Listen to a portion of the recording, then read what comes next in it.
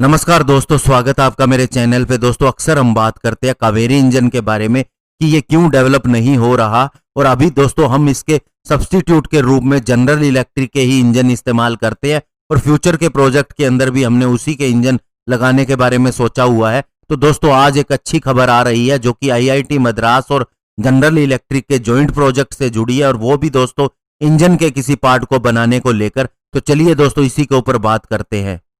तो अभी दोस्तों IIT मद्रास और general electric India technology centre jointly दोस्तों एक 3D प्रिंटेड कंबस्टर को बनाने की कोशिश कर रहे हैं, ताकि दोस्तों फ्यूल एफिशिएंसी के अंदर इंप्रूवमेंट हो सके और वेट भी कम हो सके इंजन का। और ये दोस्तों स्मॉल एयरक्राफ्ट और हेलीकॉप्टर इंजन के अंदर किया जा रहा है। और दोनों ऑर्गेनाइजेशन दोस्तों एक कंबस्टर का डिजाइन करने वाले हैं। ये वो पार्ट होता है टरबाइन इंजन के अंदर जहां पर दोस्तों फ्यूल को बर्न किया जाता है, और ये 1/10 पार्ट होता है अगर ट्रेडिशनल इंजन के अंदर देखा जाए। और दोस्तों ये 7.24 करोड़ रुपए का प्रोजेक्ट है, जिसका नाम उच्चतर आविष्कार योजना दिया गया है। इस प्रोजेक्ट को एरोस्पेस डिपार्टमेंट इंस्टीट्यूट पूरा कर रहा है, और इसके अंदर अगर फंड की बात करें तो गवर्नमेंट ऑफ इंडिया का हिस्सा 75% है, और general electric India technology centre का हिस्सा 25% है।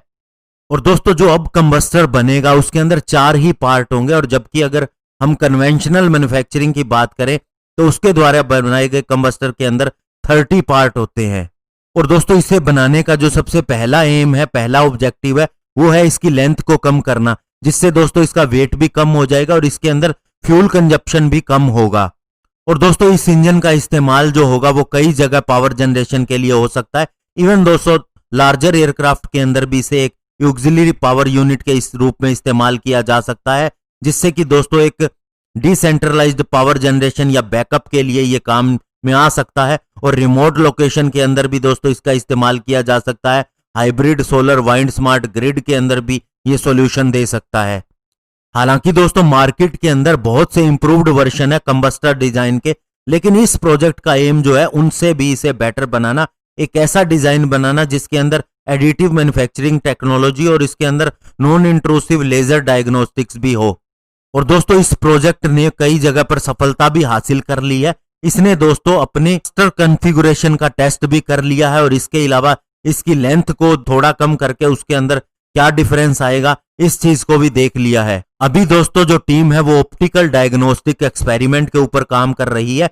लेजर डायग्नोस्टिक टूल्स की सहायता से ये देखा जा रहा है कि इसके अंदर जब फ्लो होगा तो उसकी फिजिक्स प्रॉपर्टीज कैसी रहेंगी। इससे दोस्तों न केवल इसकी परफॉर्मेंस ऑप्टिमाइज होगी, बल्कि दोस्तों भविष्य में इसकी लेंथ को और ज्यादा कम करने की पॉसिबिलिटीज को भी देखा जा सकेगा।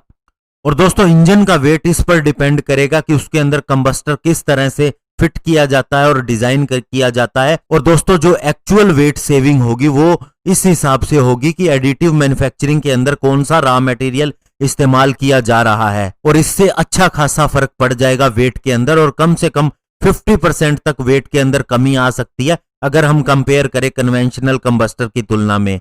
और इसके अलावा डॉक्टर चक्रवर्ती जो इस प्रोजेक्ट से जुड़े हैं उन्होंने कहा कि इस कंबस्टर के लिए जो एडिटिव मैन्युफैक्चरिंग की गई थी उसके लिए जो मटेरियल मंगाया गया था वो बाहर के सोर्सेज से इंडियन सप्लायर को दिलवाया गया था। और उन्होंने कहा कि अब जो हमारे सप्लायर हैं उनके अंदर ये कैपेबिलिटी है कि वे इस तरह की टेक्निक को अडॉप्ट कर सके, जैसे कि दोस्तों जियोमेट्रीज ये इतनी कॉम्प्लेक्स होती है कंबस्टर डोम्स और लाइनर के अंदर, कि अब इस टेक्निक को डेवलप करके दोस्तों हमारे यहीं पर ही एडिटिव मैन्युफैक्चरिंग इंफ्रास्ट्रक्चर को डेवलप किया जा सकता है। और दोस्तों इस प्रोजेक्ट की सबसे बड़ी खासियत जो होगी दोस्तों वो ये कि पहली बार 3D printed full annular combustor को किसी इंडियन कंडीशंस के अंदर एक्चुअल टरबाइन कंडीशन के अंदर टेस्ट किया जाएगा। और दोस्तों इसके लिए जो लैब होगी वो होगी national centre for combustion research and development, यानी कि NCCRD। और ये इंडिया की पहली लैब होगी जिसके अंदर दोस्तों high pressure optically accessible combustor test rig है। इसके अलावा state of the art laser diagnostic tools भी है, और ये दोनों एक ही छत के अंदर हैं। और दोस्तों IIT मद्रास के पास एक IP राइट शेयर है जो कि उसको general electric India technology centre के साथ में है, और उम्मीद करती है कि वह भी इसे इमीडिएटली अपने प्रोडक्ट के अंदर इस्तेमाल करे। और दोस्तों डॉक्टर चक्रवर्ती ने बताया कि अगर किसी सूरत के अंदर general electric India technology centre उनके आईपी के टेक्नोलॉजी को एब्जॉर्ब नहीं कर पाते तो थोड़े समय के बाद उनके पास मौका होगा कि वे जनरल इलेक्ट्रिक को मना कर दे इसका कमर्शियलाइजेशन करने से।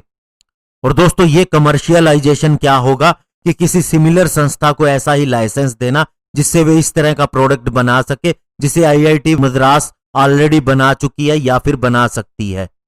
तो दोस्तों कहने का मतलब ये है कि हम ये नहीं कह रहे कि इससे कावेरी इंजन डेवलप हो जाएगा, लेकिन दोस्तों जनरल इलेक्ट्रिक के साथ में ही इंडिया की अगर आईआईटी मद्रास काम कर रही है और जिसके अंदर उसका शेयर भी ज्यादा है और उसका हिस्सा भी टेक्नोलॉजी में ज्यादा है और ये इंजन के लिए ही हो रहा है जो दोस्तों एक एयरक्राफ्ट का इंजन है, हेलीकॉप्टर का इंजन है, तो दोस्तों इसके अंदर आगे बढ़ के हम और ज्यादा तरक्की कर सकते हैं फाइटर जेट इंजन के लिए। और इसका जो मटेरियल दोस्तों डेवलप हो रहा है और यहां पर जिसका इंफ्रास्ट्रक्चर लग सकता है तो उससे दोस्तों कावेरी इंजन के वेट को भी कम करने में मदद मिल सकती है। और फ्यूचर के अंदर दोस्तों जनरल इलेक्ट्रिक के साथ ही हम आगे जाना चाहेंगे क्योंकि इसके इंजन हम ऑलरेडी इस्तेमाल कर रहे हैं और जनरल इलेक्ट्रिक के ऊपर दबाव भी होगा हमारे साथ जाने का, क्योंकि दोस्तों अगर वह जॉइंट वर्क कर रही है किसी अन्य क्षेत्र के अंदर या किसी अन्य प्रोजेक्ट के ऊपर तो इस तरह से दोस्तों हमें मदद भी मिल सकती है। धन्यवाद, जय हिंद।